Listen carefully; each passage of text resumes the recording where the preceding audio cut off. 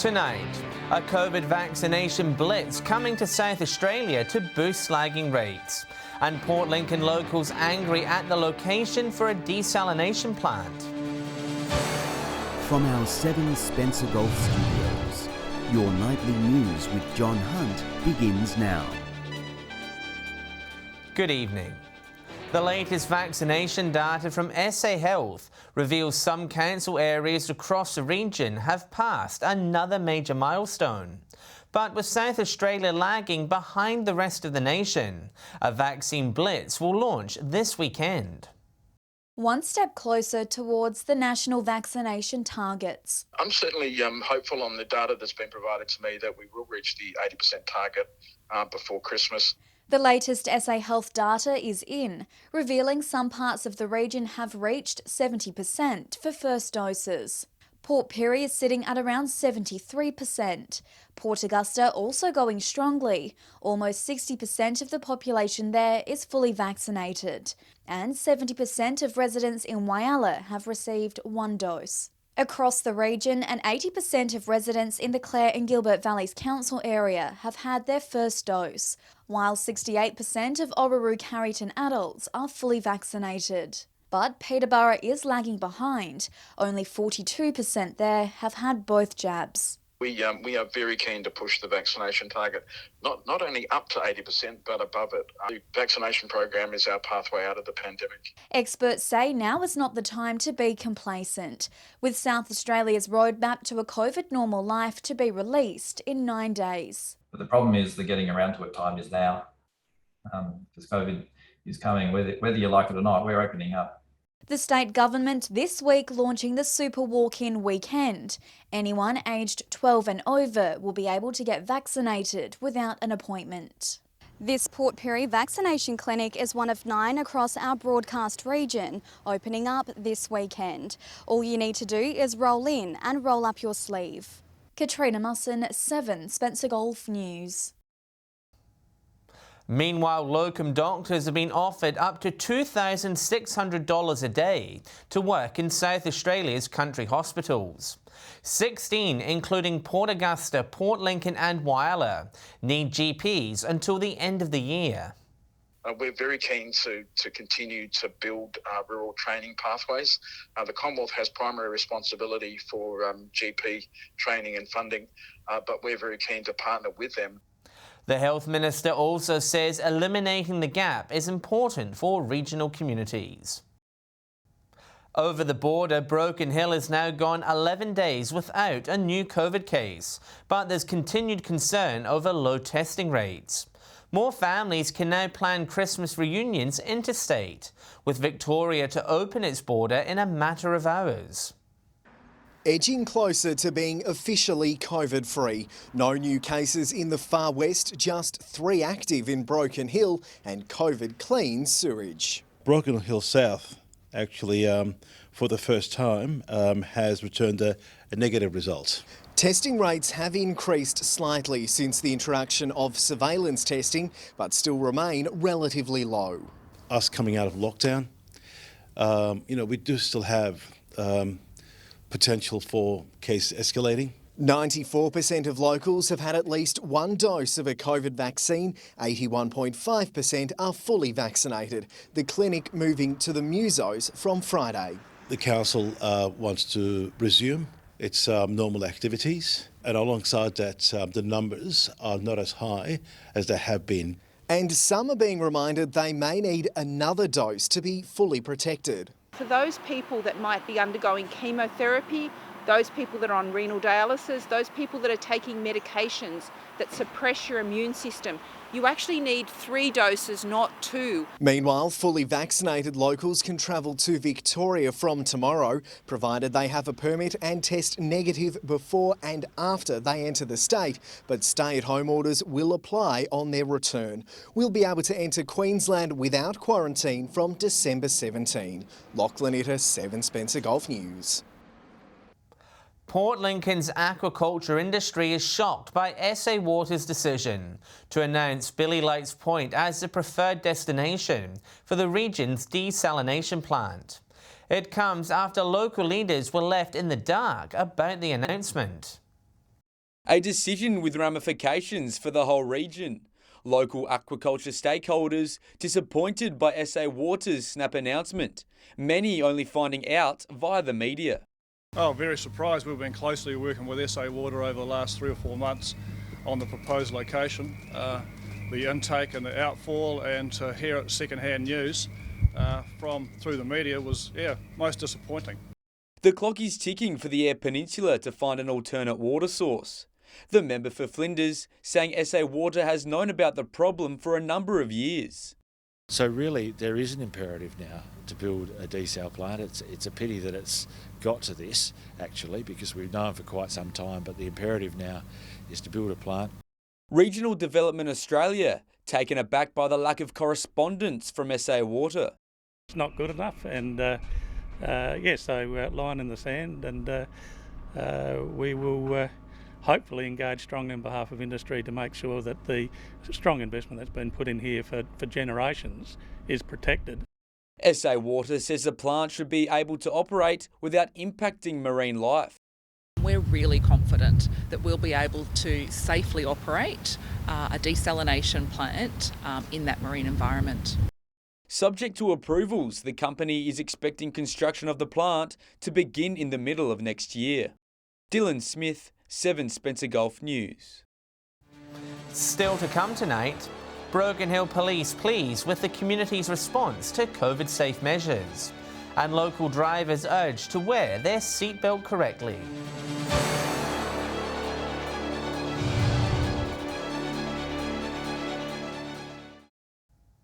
Welcome back. Police in Broken Hill have praised the community during the city's first weekend out of lockdown. But with more cars hitting the roads, they're concerned by a small number of drivers not obeying basic road rules. As locals get out and about, police patrols are doing the same. It was really good in town. It was great to see that we had a vibrant city life. Broken Hill officers pleased there were no COVID compliance issues over the weekend. The licensees in town were very proactive in ensuring that people checked in with QR codes, vaccination certificates were supplied. But there were a few people that took freedom celebrations too far, with a spike in drink driving offences. Police ramping up random drug and alcohol checks in response. Remember the 4 Ds: drink, drug, dangerous and distracted driving. You need to be switched on. The roads are dangerous if you're not switched on what you're doing. One driver allegedly failing to stop in McCulloch Street, sparking a short pursuit which ended after the car hit a gutter. The 30-year-old accused will now need to appear before a magistrate. Police warn they'll be increasing their presence around school zones as well, as students return to the classroom for the first time since August. If you are caught speeding, you could lose your licence. No one wants to be that driver where you hit a child or a parent of a child that's been hit. It is a horrendous scene to go to. If you do the wrong thing, police say they will catch you. Lachlan Itter, 7 Spencer Gulf News. Police are seeking the public's assistance after 2 cars were broken into at Peterborough. Between 3:30 and 4:15 on Wednesday morning, cars on Main Street and Kitchener Street were broken into and had keys stolen from them.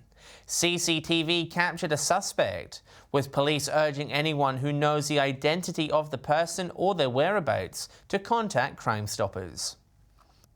2 drivers will appear in court after being reported for drink driving in Maitland at the weekend. At about 10 on Friday night, a 47-year-old local woman returned a reading of .179. She was reported lost her licence and her vehicle was clamped. Meanwhile, at 9 p.m. on Saturday, a 38-year-old man produced a reading of .105. He was reported and lost his licence. South Australia Police is renewing calls for drivers in the Spencer Gulf to wear their seatbelt, with country drivers more likely to forgo it. It comes off the back of the launch of a regional road safety campaign last week. The message is clear and simple: buckle up or risk death. New data from SEATBELT has shown nearly a quarter of lives lost on our roads so far this year is due to people not wearing a seatbelt. One of the things that country people are telling us in the market research is Do they choose not to wear a seatbelt for various reasons? One is they think they won't get caught. Police concerned some in the Spencer Gulf are still not listening to their message. Over the weekend, police conducted Operation Belt Up, which was focused on educating drivers on why wearing one is important. During the Blitz, 46 drivers and passengers across the state were caught not wearing a seatbelt, less than half located in regional areas. Last week's operation, where 46 drivers were caught not wearing a seatbelt, is very disappointing. Last Friday, a new road safety campaign was launched in regional South Australia.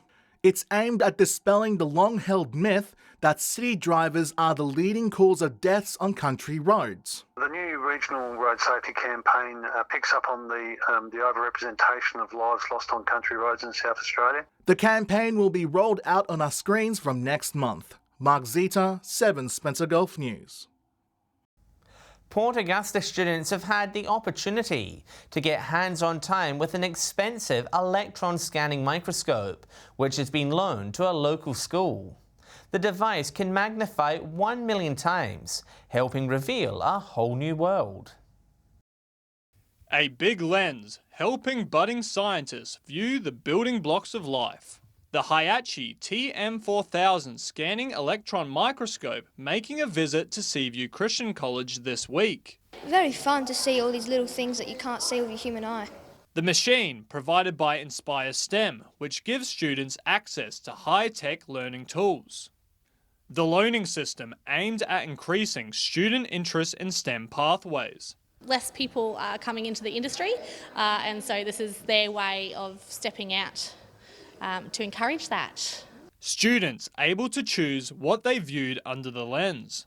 They've had an opportunity to bring in their own samples, and some have brought in some lollies to look at under the microscope, some have brought in coins and other samples of interest. We've been looking at skin samples, hair samples and different other things. You can zoom in and see stuff cool.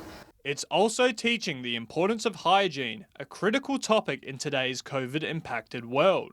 To see imperfections and things that shouldn't be on your skin surface or on a paper, and talk about how that is germs and how we pick germs up. It's been a great talking point for cleanliness and hygiene.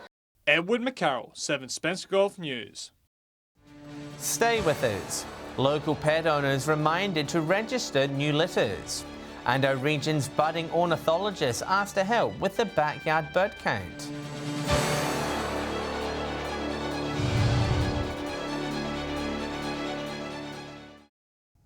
The smell of hot sausage rolls will soon fill the foyer at Broken Hill Hospital, with the kiosk reopening. The volunteer-run cafe closed in August, but will operate during its normal hours from Monday.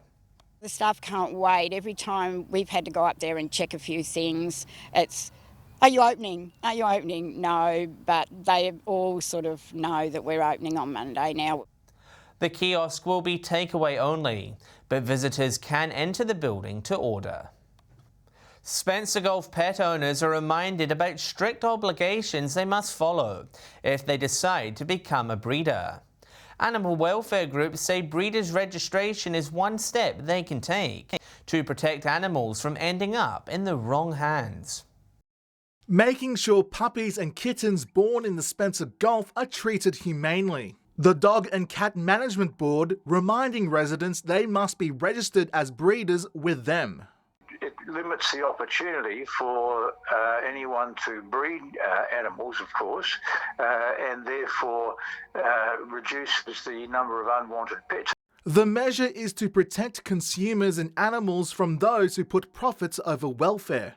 Breeders who operate out of a residence must follow the same sets of standards as professional ones. The dog and cat breeding industry in South Australia is estimated to be worth around $34 million. Advertising for the puppies and kittens must include seller and breeder details and their registration number. The RSPCA warning consumers to make sure they're dealing with a reputable source. Sometimes people can't find the animal that they're seeking. They might be seeking, for example, a particular dog breed. And so the advice is you really must do your research into the breeder. Pets must also be desexed within 28 days of purchase or before 6 months of age. Mark Zita, 7 Spencer Gulf News. The Civil Aviation Authority will host a safety seminar at the Port Lincoln Flying Club on October 29. The seminar will update local pilots about ever-changing safety procedures, also giving them the opportunity to discuss their concerns and challenges.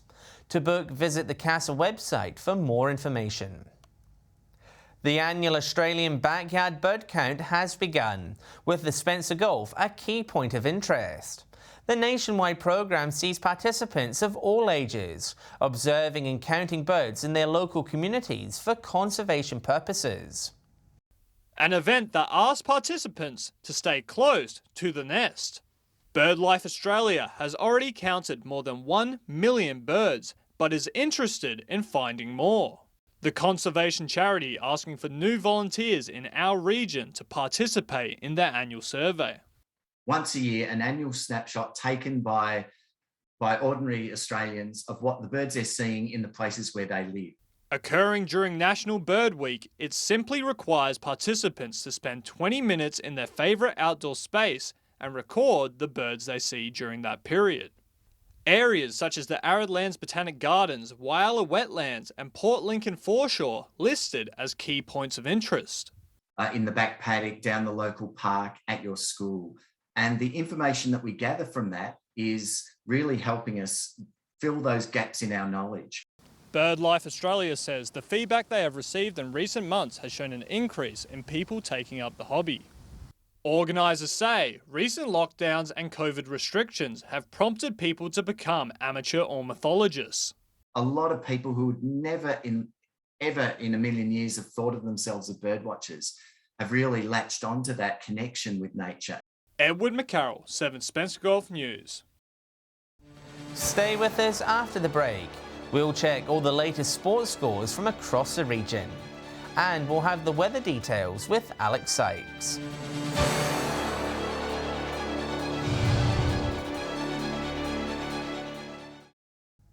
Hello again. It was a big weekend of sport across the region, with many competitions getting underway for another season. With all the details, our reporter Dylan Smith has this week's sports wrap. Port Lincoln's tennis season got underway here at the City Courts on Friday night, with both matches going down to the wire. Port Lincoln Dental defeating Port Lincoln Boat Supplies 9 sets to 7, while McDonald's were too strong for Bendigo Bank. Changing sports now, and in round 8 of Port Lincoln's Squash Pennant Division 1, Lincoln Self-Storage accounted for Interact 3 rubbers to 1. Wilkins Electrical defeated Hankins Electrical in a nail-biter, with the tie decided on sets, while John Payne Painting was far too strong for PS Electrical, winning every rubber. Over to Port Augusta now, where the men's A-grade basketball competition tipped off. The Eagles were too strong for the Wildcats, Brady Corbett top scoring with 16 points. In the other match, the Titans outlasted a competitive Cobras outfit, winning by 11 points. John Waymer was best for the Titans, while Mitchell Kelton scored 15 points for the Cobras. In the women's competition, the Falcons outclassed Spartans White, and Falcons Black overcame a spirited Spartans outfit, winning 47-36. Finally, it was an intense round of Port Pirie softball over the weekend. Solly Cats thrashed the Tigers, winning 6-0. Jess Axon, Steph Cutler and Sonia Manfield were best for the Cats, while Shikani Warren, Hannah Conradi and Madison Bulldog tried hard for the Tigers. In the other game, Cougars defeated Checkmates by 2 runs. Jessie Skipworth-Taylor and Brodie Fogden were best for the Cougars, while Rachel Kiampi and Jackie Beasley were best for the Checkmates.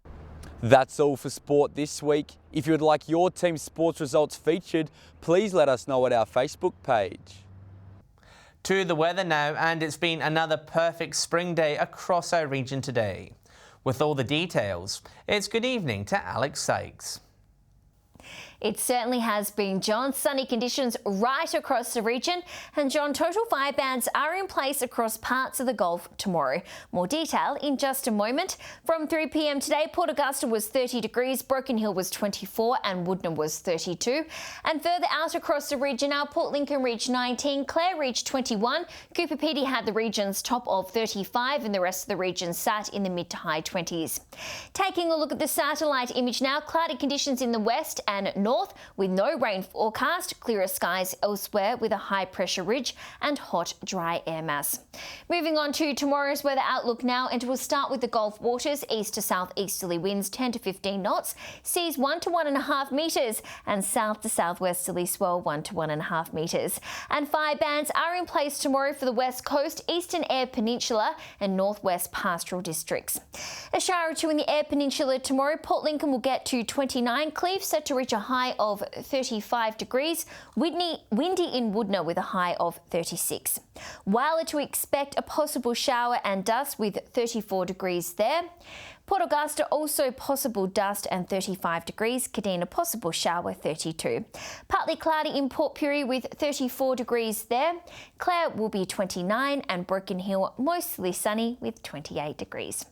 Taking a look further through the week now, sunny and 33 in Cooper Pedy on Thursday, Broken Hill partly cloudy and 32, mostly sunny across the rest of the region. To Friday now, Port Lincoln 20 with a shower or two, Port Augusta mostly sunny with 25, and a quick look at the start of the weekend, Port Augusta and Port Pirie to reach 21 on Saturday, 19 in Port Lincoln. So remember to not light fire in the open if you're in those fire ban areas, and that's all the weather from me for tonight. Back to you, John. Thanks, Alex. And that's the local news this Tuesday evening. Thanks for joining us. I'll have updates later, and Ruby Kemain will be with you tomorrow. Enjoy your evening. Good night.